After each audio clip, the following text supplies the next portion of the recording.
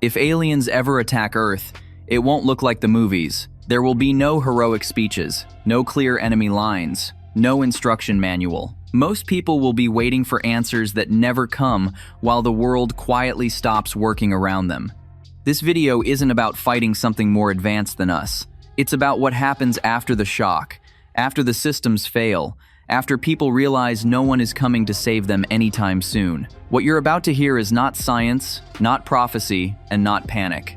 It's a survival framework for staying alive, staying unnoticed, and staying human when Earth is no longer in control. Watch carefully, because in a scenario like this, understanding matters more than courage. It doesn't start with an invasion. It starts with silence.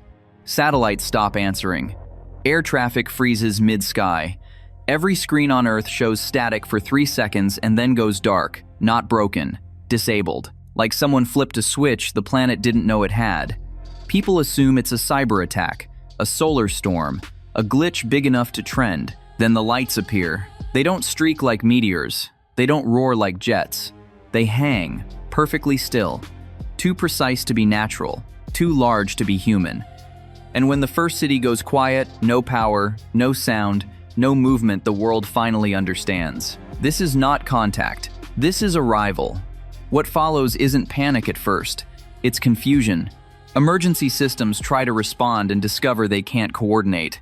Military assets scramble and lose targeting. Communications fail in layers. First global, then regional, then local. The attack isn't explosive, it's subtractive. Infrastructure collapses without being destroyed.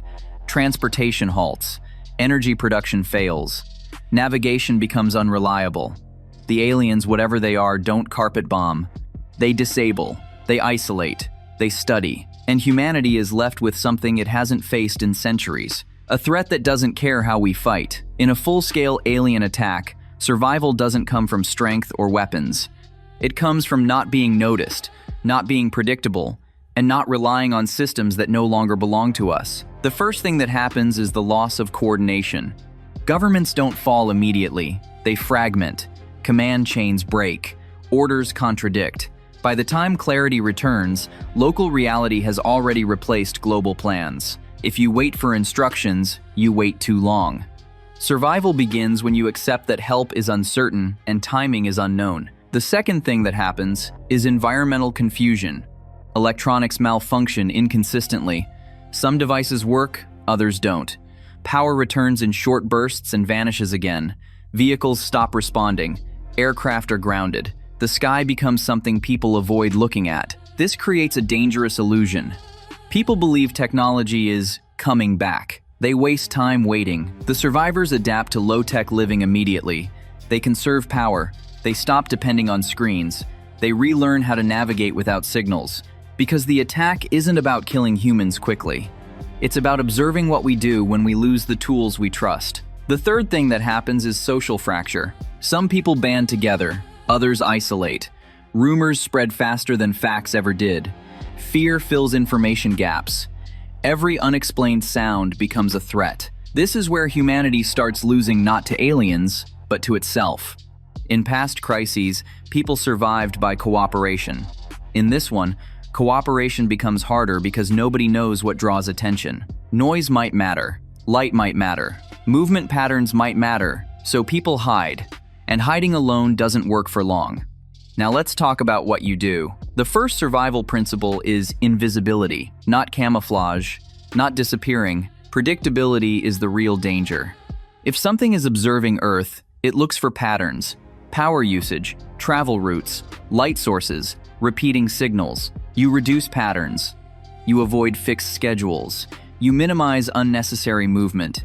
You keep lighting low and irregular. You don't gather in obvious clusters. Survivors don't become ghosts. They become boring. The second survival principle is environmental grounding. You anchor yourself to a place that doesn't depend on constant energy. Somewhere with shelter from weather, protection from observation, and access to basic resources. Urban centers become liabilities. Tall structures, open grids, high visibility. Places that blend into terrain last longer. Places that don't announce themselves. This isn't about fleeing cities blindly.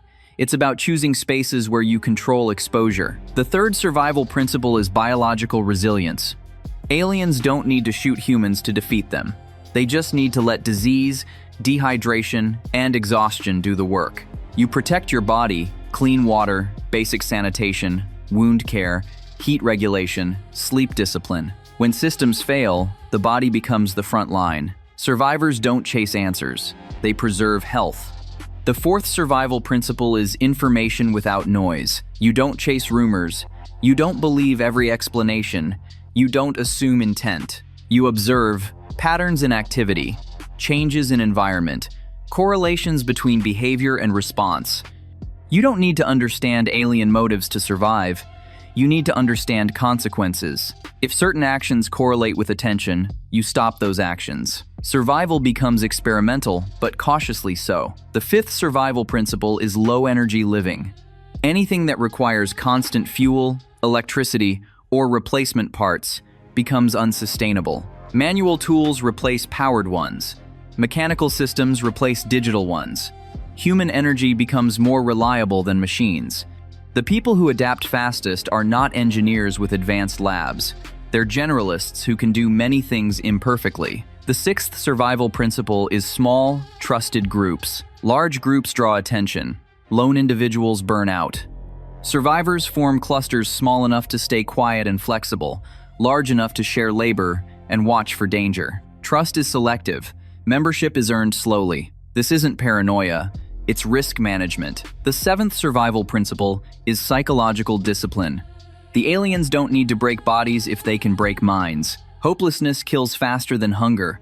Impulse kills faster than fear. Survivors create routines. Simple ones. Repeating tasks that anchor time. They don't consume every scrap of bad news.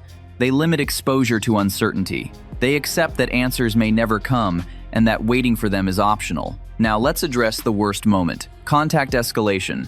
At some point, the alien presence becomes more active. Not everywhere, selectively. Areas of interest, patterns being tested. This is when people make fatal mistakes. They run, they signal, they try to fight something they don't understand. Survivors do the opposite. They become still. They reduce footprint. They let events pass without reacting unless necessary. Movement attracts attention. Stillness often avoids it. This is not surrender. It's survival. If humanity lasts long enough, resistance doesn't look like combat. It looks like persistence. It looks like adaptation. It looks like a species refusing to behave the way it's expected to under observation. The longer humans remain unpredictable, the harder they are to study, control, or eliminate. That's the quiet truth. Now, here's the part people don't want to hear. You don't win a full-scale alien attack. You endure it, and endurance changes outcomes. If the attackers leave, withdraw, or shift focus, it won't be because humans overpowered them. It will be because humans didn't collapse. Civilizations have survived invasions before, not by matching force, but by outlasting attention. The people who live aren't heroes. They're adaptable. They don't chase glory. They don't demand explanations. They don't assume rescue. They build lives small enough to survive in the shadow of something larger. And if contact ever becomes communication, if the watching turns into speaking, it will be with a species that didn't tear itself apart when observed. That's how humanity survives a full-scale alien attack. Not by winning a war, by staying human long enough to still exist afterward. Now you understand what survival really means in a full-scale alien attack. Not defeating the invaders, not reclaiming the skies, but enduring long enough to still exist when the noise fades. If something far more advanced ever arrives, humanity's strength won't be weapons or technology. It will be adaptability, restraint, cooperation, and the refusal to collapse under observation. Survivors won't look like heroes. They'll look quiet, careful, unremarkable.